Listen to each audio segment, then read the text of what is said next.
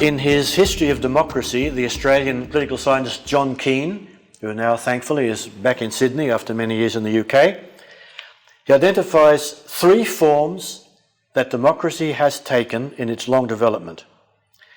We associate what he calls assembly democracy with the Greeks, with the Acropolis in Athens and so on, where citizens, that is to say, male property owners, property including slaves, but anyway, citizens voted on candidates for office and important decisions like going to war, and so on. There are actually much earlier examples of such proto-democracies around the Aegean and indeed around the Mediterranean, but Athens is the one that sort of stands out, though this type of democracy didn't survive the Roman conquests and the transition from the Republic to the Empire. It was all erased by then. But 5 centuries before the Common Era, the Buddha, as is very clear from the records, is said to have been the son of one of the rulers of what is sometimes described as a clan-based republic. At any rate, some form of collective leadership that was accountable. So that was his background. He wasn't a Brahmin, he was a Kshatriya, the caste or class of the merchants and politicians and leaders. And in his later teaching on social justice, this comes through quite clearly. He was familiar with the world of politics and trade.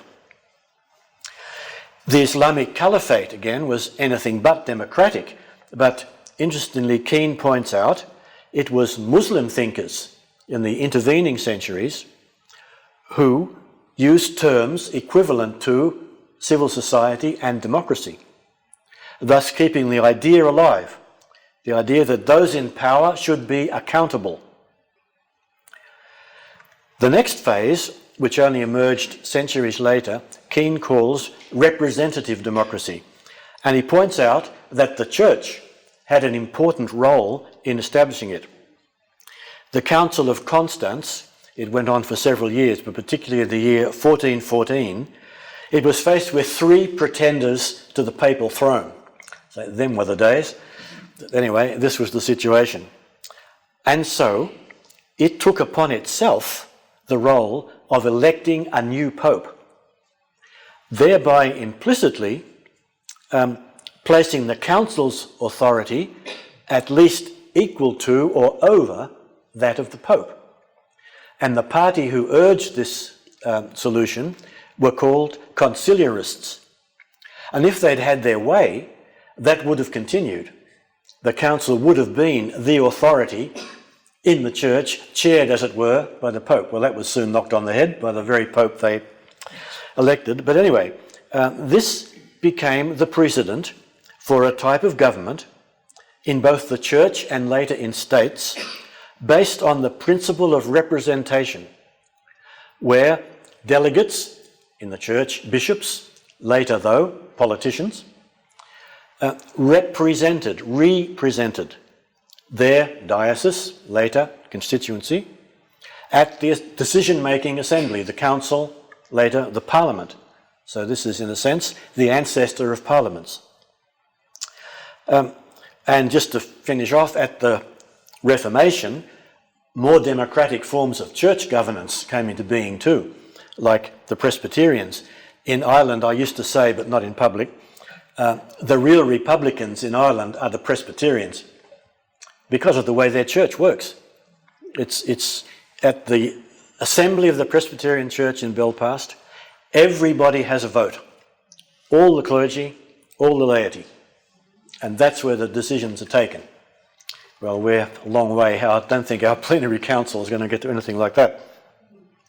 So in the contemporary world of mass communication and citizen activism, Keane suggests that we're seeing the rise of a new type of democracy, which he calls monitory democracy, not monetary meaning money, monitory from monitor, to scrutinise, observe, and with a suggestion of admonition as well. where civil society actors scrutinise the state and its institutions and call them to account for corruption, etc. Now, of course, civil society in this sense is increasingly fragile and threatened in a world where autocratic demagogues are seizing power all over the place. Really, the list is getting longer. Some people are calling them illiberal democracies, but really the facade of democracy when you look at places like Turkey, Hungary, and even more recently now India, which even in the book I refer to as one of the really surprise developments of a functioning democracy in a totally non-Western context. And I think the present struggle in Hong Kong is the most dramatic example, really, of both the power and the vulnerability of civil society. There you can see it at work and locked in a desperate struggle. So authoritarian rulers, Putin, Xi Jinping, Assad, etc., it seems to me, are terrified of granting the people real freedom. For them, democracy is a form of lunacy. I've seen accounts where, in sort of off-camera kind of thing, they laugh and joke about democracy. Which no leader who wants to remain in power could possibly contemplate. In this, in a way, they're at one with Plato, Kant, and the founding fathers of the United States, for all of whom democracy was the equivalent of mob rule, uncontrollable, not desirable at all. The Republic, that was the stable form of government. So in the eyes of many rulers in the so-called Third World, not necessarily autocrats, what I've been describing, democracy is, Jose Casanova is a well-known writer on political matters. He was in Australia recently. He calls it, all in one word, secular liberal democracy.